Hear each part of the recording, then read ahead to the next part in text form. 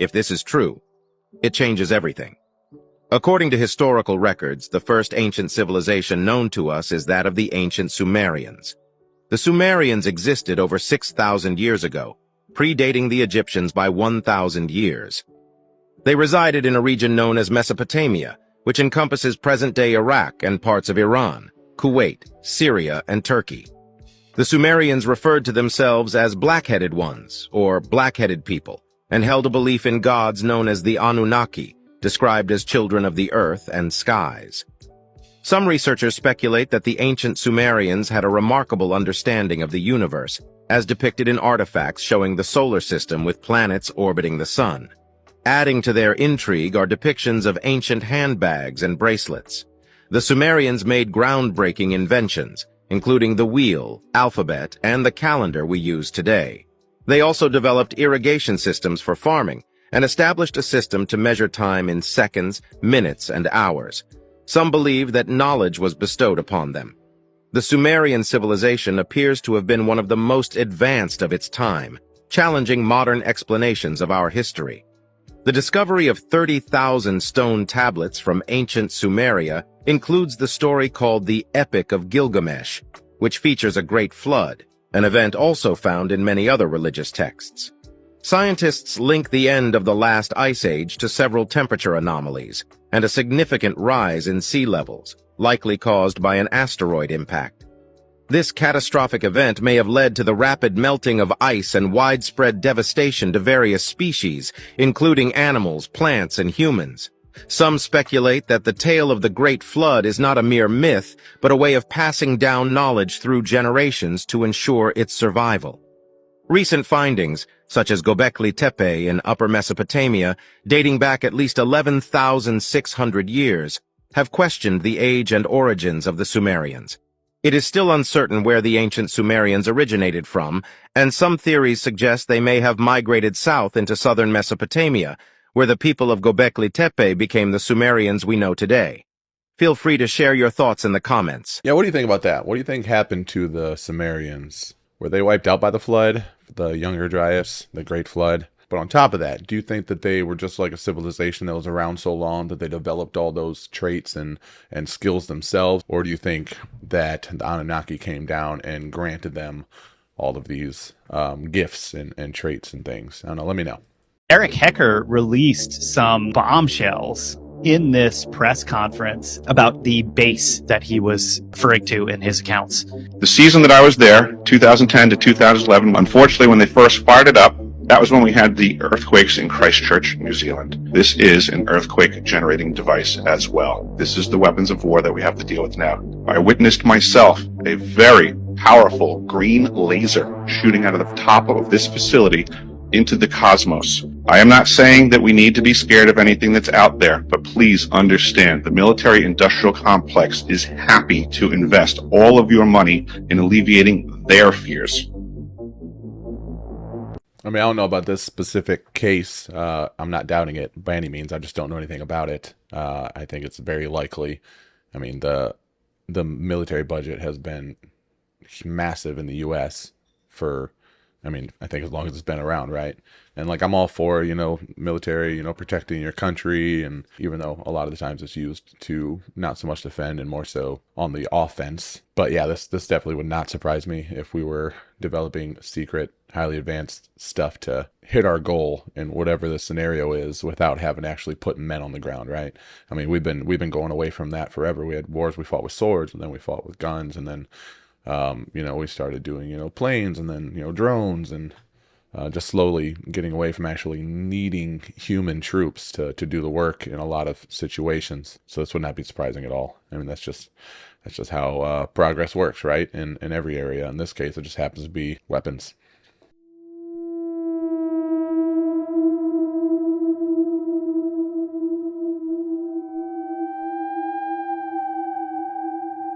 There is a village in Peru that is being attacked by aliens. The mothers and children can't sleep because they're scared of these things. Have I not been saying these Nephilim are coming back? Have I not been saying we are in the days of Noah? So you got people in Peru saying that they are food for these aliens.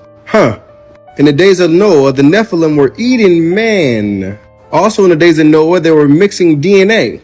The fallen ones were trying to mix the DNA of mankind. Now what's going on right now? They're trying to mix DNA.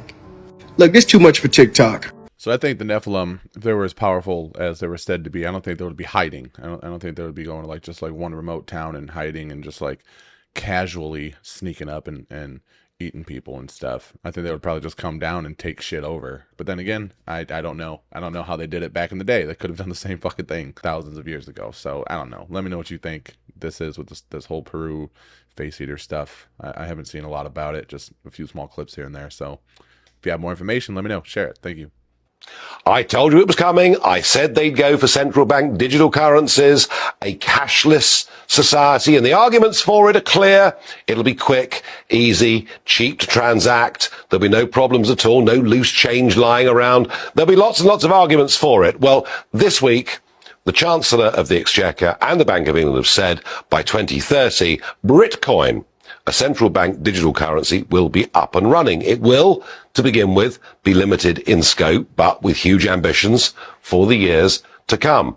I think this could pose some real threats. It actually gives government pretty much total control over our lives, because they can just press a button and close our bank accounts. No, they wouldn't do that now, would they? Well, think about it. Those Canadian truckers, they were legally and lawfully going about their business driving trucks, but legislation came in demanding that unless they'd been double vaxxed, they couldn't continue in their cabins doing long-distance lorry driving. And they protested, and in the end, their bank accounts were closed down by the Canadian government. Well, with a central bank digital currency, anyone that decides to stand up and fight against the government could be pressed down simply with the push of a button. That is my concern. What is it all going to mean? Well, joining me down the line is Leah Harpern. She's a podcaster, but also the author of Undressing Bitcoin, not Britcoin, Bitcoin. Leah, thank you and welcome for joining me this evening. I mean, that's how it works. That's how it starts.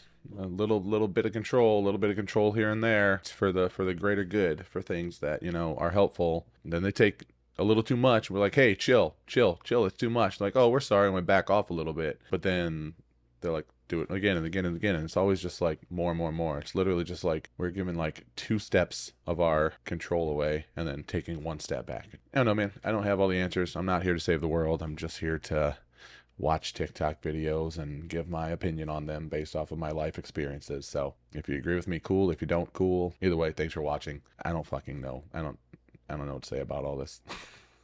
You know about the connections between the opioid epidemic and the war on terror? I was doing some research about what really happened on 9/11, getting ready to launch a channel on that app that rhymes with WhoCube. Coming soon. It's going to be tight. And I got sidetracked by the connections between the war on terror and the opioid crisis. So just to clarify, you realize that we went to war with terrorism, which in the year 2000 in the US killed 0 people?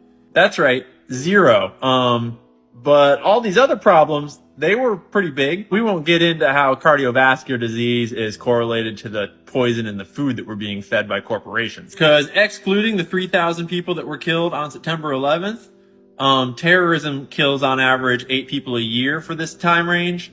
Whereas 431 people a year die in their bathtubs, 200 die in deer accidents, and we're out here declaring war on terrorism?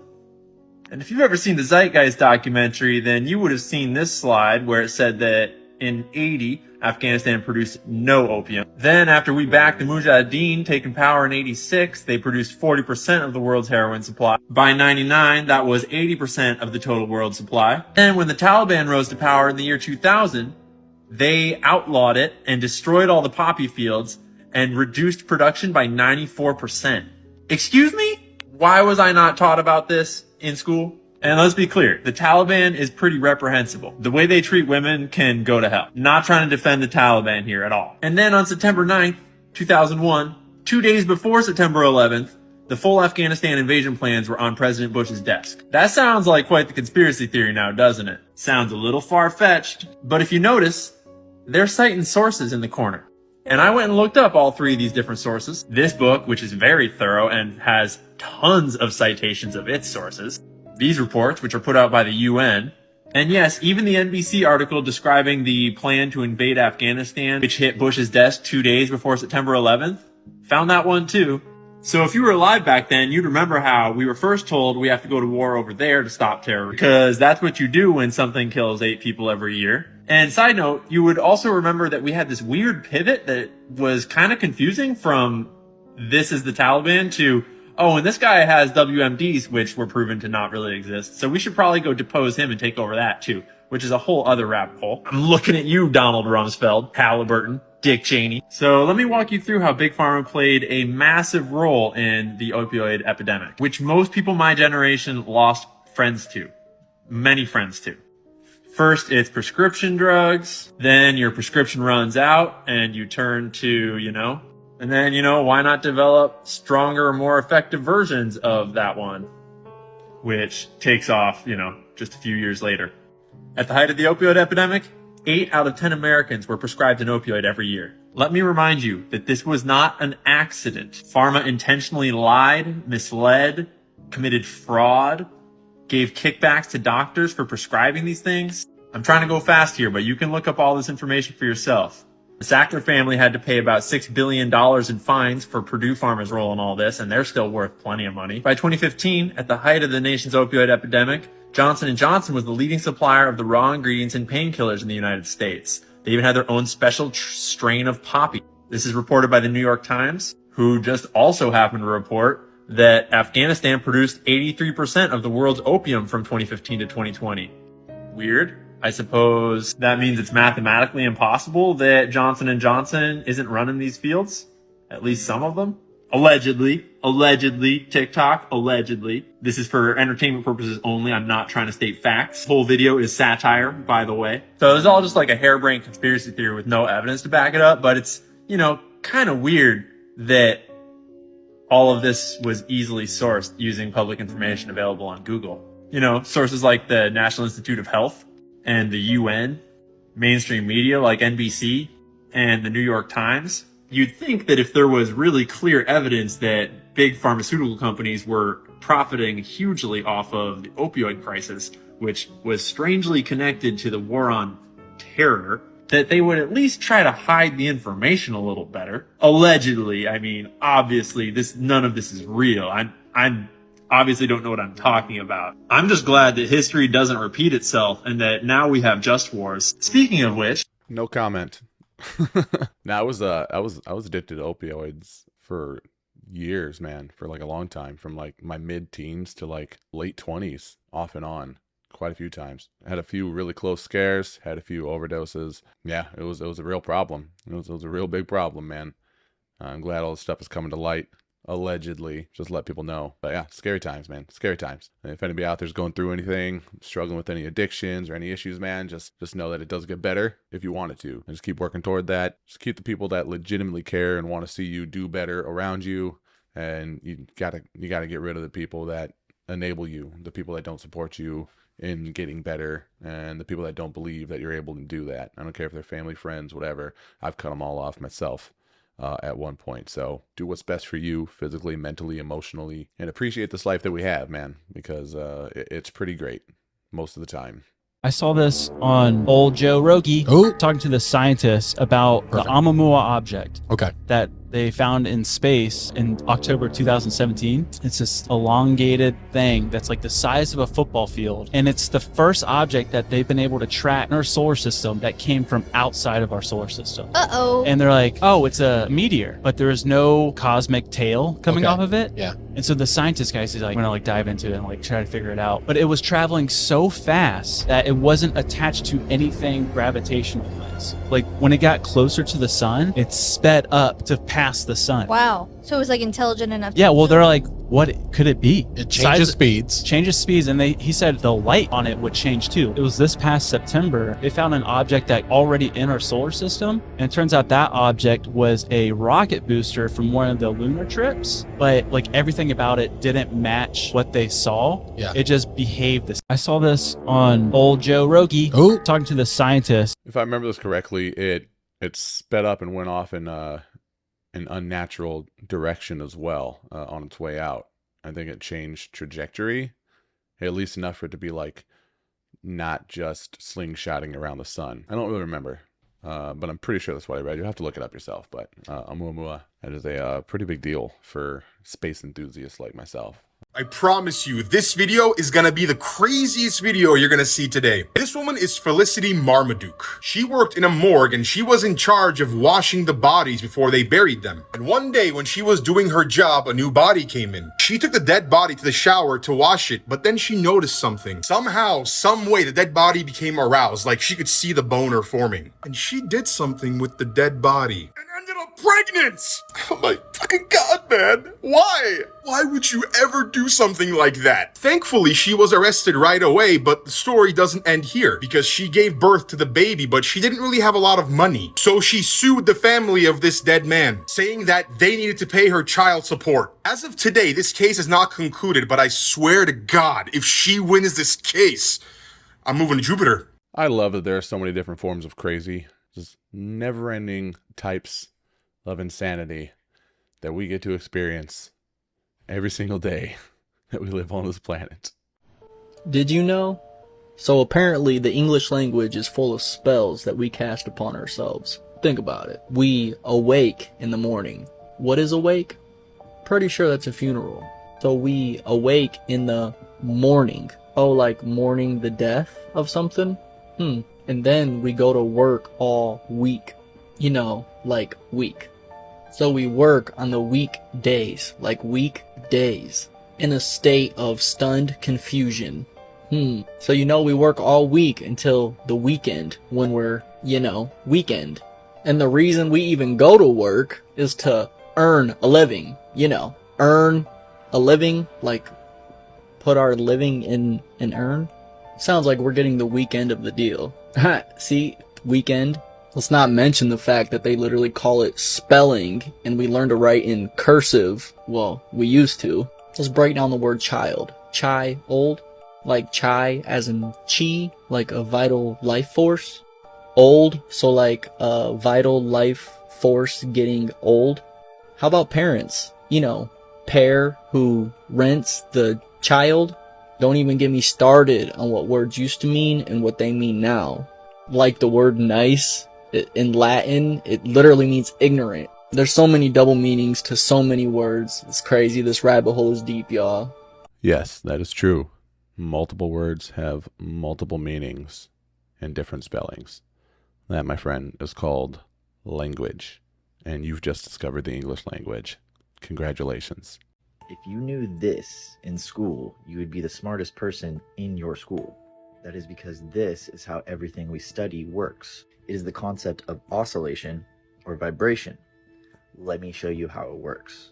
Let's break this wave up into a band like our eyes and our ears do. If we take the bottom right corner of the spectrum and connect it with the top left, we can see how these blend into each other. That is how we mix notes in music and colors in art. You are now an artist. That is fun, but what about the not fun stuff, like math? To figure out where any of those balls are, we just need the x and the y measurement. That is trigonometry. If I keep doubling how fast that wave is going, it starts to add these nodes, circles within circles. Enough of these nodes creates the illusion of 3D and the study of spheres. Since we know trigonometry, the trig of all of these circles that make the sphere is calculus and the basis for physics. The interaction of these spheres gives us the torus. The torus shows us how electrons orbit a nucleus, creating these patterns that interact with other patterns, creating matter. You have now unlocked particle physics. Before we get too advanced, we need to go back to the sphere, because the interaction of these spheres is a study in itself. Studying the interaction of spheres gives us geometry. Geometry. From here, we can see how nature uses this, and then use it in our own designs, like in architecture or engineering. With a better understanding of how nature builds things, we can use that information to build our own things. Now, if we go back and look at the shape of atoms, then they start to make sense. Vibrations above atoms make molecules, vibrations above molecules make all the stuff. Vibrations above the stuff create stuff within stuff. It's called an emulsion. Like this, it creates a moving system with boundaries, allowing more interactions with more stuff. Above that, we get systems that organize and replicate, creating primitive forms of life. Find out what you and your kids are interested in and use that. Life itself is just literally an incredible thing. It is so complex, but seemingly so simple. like on the outside and on the surface. But along with that, like human beings are just equally as incredible for being able to figure this stuff out, like just down to the molecule, and just continuously learning and experimenting and testing in order to learn more and learn more and learn more about the answers behind everything, like life and stuff. So I know it's super, super neat. I love how curious humans are. It's probably my favorite quality, outside of just like being kind, and the ongoing curiosity that kind of gives us our like passion and our interests, and allows us to keep progressing and working together and stuff. It's just, I don't know, it's super cool to me. It's a beautiful thing. And no, I'm not high right now. You know, some people call me crazy for my conspiracy videos, but sometimes the proof is right in your face. Let's Google patent 6506148B2, aka Project Mind Control. It's a patent by our government proving frequency manipulation can be used to affect our central nervous system by using TV, phone, and computer screens. And yes, this is very real. It notes that computer monitors and TV monitors can be used to emit weak, low-frequency electromagnetic fields merely by pulsing the intensity of displayed images. That includes video streaming, video games, TV broadcasts, and music. They basically can control your mind through all forms of media. It has been found that indeed physiological effects can be induced in a manner by very weak electrical fields if they are pulsed with a frequency of near 1/2 hertz. The observed effect include ptosis of the eyelids, relaxation or drowsiness, feeling of pressure at the center spot of the lower edge of the eyebrow, and sexual excitement. So they manipulate you through excitement, which is why they have to go through forms of entertainment. Certain monitors can be electromagnetic field pulse that excites a sensory resonance in a nearby subject through image pulses that are so weak as to be subliminal. Such applications could be unethical, of course. And here it says it's only mentioned here in order to alert the public of the possibility of a cover abuse that may occur with being online watching TV, video, or DVD. Now, with all the phones we have, all the 5G towers they put up everywhere, streaming services we watch, commercials we see telling us to buy, and music we listen to, do you think this technology isn't applied to that? So it's funny because while I'm recording this video, it is like 10 after 1 right now, where I'm at in Florida. And everyone is saying that today on October 4th, like Armageddon is going to happen or something crazy is going to happen during a nationwide or worldwide broadcast test, right? That's supposed to happen here in about an hour. I don't know, but this video is going to get posted tomorrow. So if we're still here watching tomorrow, awesome. And if not, this is my goodbye to you. Okay, guys, so I wanted to make this to set the record straight. You've probably seen a video like this floating around saying this is what angels actually look like. They don't look like human form with wings. Okay, but I'm going to set the record straight because the answer is they actually look like both. Now, there's a Bible verse and it's Ezekiel 1 and it's pretty much the whole verse where he describes angels as multiple different creatures, sometimes with 4 heads, sometimes with 4 wings, sometimes with wheels covered in eyes so they can watch over demons, make sure they're not up to anything bad. But there is also another verse, which is Hebrews 13:2, which says, "Do not be forgetful to entertain strangers, because you may be entertaining angels unaware," which means angels can also take human form. So the answer is both. I'm going to be 100% honest with you right now. And if that is what angels look like, nope.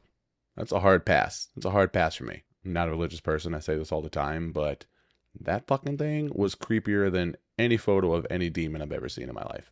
I don't know. That's just me, maybe. But that thing was fucking terrifying. I do not want that thing watching over me. But then again, I guess if something were to protect you and you were to have that thing on your side, you would want it to be pretty fucking gnarly and intimidating, right? So I guess if you could choose, you would want your guardian angel to be just like a massive, terrifying, just bad motherfucker, right? So I don't know, maybe I would. You know what? Yeah, you know what? Bring them on. Bring them on. Where you guys at? Where you guys at? Dude, have you heard the vampire conspiracy theory? So I guess like some folks believe that vampires are still very much here on Earth with us, but they have evolved with technology the same way we are with things like AI, but they have been faster, like way faster. So here's where it gets freaky. They supposedly created cell phones and social media, not for connection, dude, but for consumption. And the theory goes like, these vampires actually created smartphones and social media with the same intent of draining our energy. It fuels them just like they get from drinking our fluid. Instead of drinking our life essence, man, they're draining our life force through the internet. every scroll, every like, we're just feeding them. Man, have you ever looked closely at Apple's CEO? Dude's clearly a vampire. Zuckerberg, too. I mean, come on. Jamie, pull up a picture of them.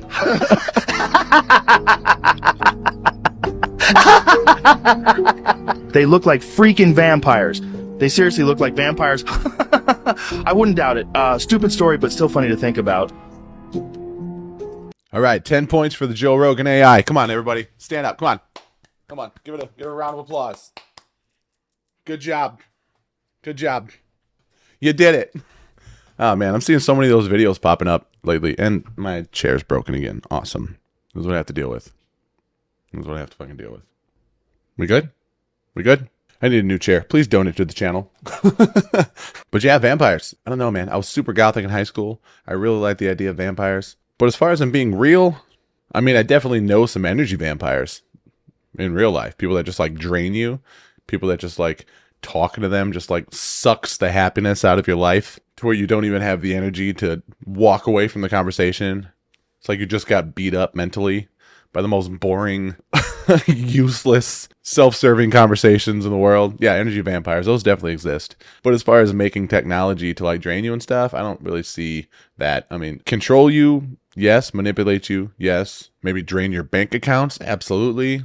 But for them to be able to like harness the energy you give when like scrolling mindlessly on social media or something, probably not. The average life expectancy of a human currently stands at 79 years. The highest form of freedom is enjoyed during childhood, but by the age of 3, we enter a child care facility, and our service duty begins. Upon reaching the age of 6, schooling begins, along with the long and, in the advanced stages, agonizing preparation for a career. In the prime of our still young lives, we invest in education or pursue higher studies to refine ourselves, ensuring we do not end up in the lower strata of society later. After 2 decades of preparation, we finally dive into the world of work and continue until we reach the age of 67. Now, we have only 12 years left, assuming good health, during which we can enjoy life to some extent. Unfortunately, this phase accounts for just 15.2% of our entire lifespan, and ironically, it is when we are in the poorest physical condition. 81% of our precious and unique lives are spent in a modern form of slavery. You might find this term a bit harsh, but let's consider the facts. There are 24 hours in a day. 8 are spent sleeping, 10 for work, including preparation, commuting, and lunch breaks. 3 hours are devoted to basic needs like shopping, cooking, eating, and household chores. We are left with only 3 hours a day to do what we want, in theory. Even this is often compromised as we need to squeeze in errands, appointments, or gym visits. Essentially, we are nothing more than tapped energy sources from which others profit. Occasional weekend pleasures like clubs, drugs, football, series, and so on provide psychological relief, deliver quick endorphins, and give us the illusion that life is worth living. We go on vacations once or twice a year, but not even in these 30 days a year do we experience a complete sense of freedom. Even during this time, we are burdened with financial decisions about the available budget, and thoughts of the stressful work life and the overwhelming responsibility that comes with it never truly allow us to unwind. Unless we are born into a noble family, we find ourselves in a hamster wheel. Most people are not aware of this because almost everyone in our family and social circles shares the same fate as us, and they know only this one path, which is implied from childhood through the school system and the entire media world. However, there is indeed a way to break free from this hamster wheel, to determine our own time and life, and to return to a state of freedom that aligns with our inner essence. It is not just a goal, but a necessity if we want to lead a fulfilling and self-determined life. Drop the plus when you're ready to take control of your destiny. Man, that's true. That is true. I had a really long, rough upbringing, childhood, teens, 20s even. And then my 30s have been the only time where I've actually had like some mental stability, I guess. I started working construction when I was 14 to help out around the house. And I worked blue collar till I was 27 when I finally quit my job to start working on my first business. I slept on a lot of couches, friends, family, got a few cars repossessed, got a really bad spot sometimes, but the struggle was necessary to get to where I am now. I'm still obviously not where I want to be in life But I'm definitely in a place now, finally, to where, you know, I can work from home on my own business. I can start a YouTube channel, and I can do this as well on the side. Even though I am working a lot, kind of all day, every day, it is on my own terms now, finally, after all these years. So I guess what I wish to say is, like, the struggle, you know, the climb is hard, but it's not impossible. You know, I think a lot of people quit before they really see their potential. It's not for everyone. I think some people are perfectly fine, you know, living their lives at like a full-time corporate job or whatnot. But I don't know, if it just never worked for me. I got fired from every job I ever had if I didn't quit first. And I mean, life is hard, man. Life is hard. The struggle's hard. The hamster wheel's hard to get out of, but it is possible. It is possible if you have the persistence and the passion to do it. So yeah, that's the end of rant. Thanks for coming to my TED Talk. Is an alien attack on an Amazonian tribe right now happening?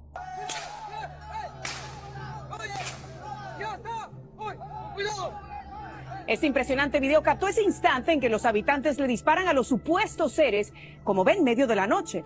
Los vecinos dicen que están aterrorizados. Ellos describieron a los entes como gigantes que miden casi 7 pies de altura y que visten trajes que parecen de astronautas. Vamos a escuchar. The Akitu tribe in Peru reported a series of attacks that began on July 11th, preceded by numerous and widely reported UFO sightings. These events escalated to a dramatic climax with the attempted abduction of a 15-year-old girl, who fortunately managed to escape, although not without sustaining injuries. Members of the Akitu tribe have described the assailants as hooded entities, towering up to 2 meters in height, with disproportionately large and glowing eyes, evoking the classic image of the alien gray archetype.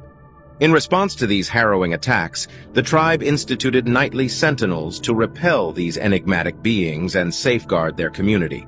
According to some accounts, these creatures were confronted with gunfire from automatic rifles, yet their astonishing resilience was evident as they appeared to blend seamlessly with their surroundings, leaving only faint outlines discernible. Other reports detail that when shot, the entities inexplicably levitated and drifted away into the night. The community finds itself grappling with physical exhaustion and profound psychological distress. In light of this, they have sought the aid of the Peruvian Army and Navy, underscoring their urgent need for external assistance and intervention. Scary. Tell us, what do you think is happening? A global psyop or a real encounters? Damn, dude. Peru's out here fighting predators and shit, and we're not doing nothing about it.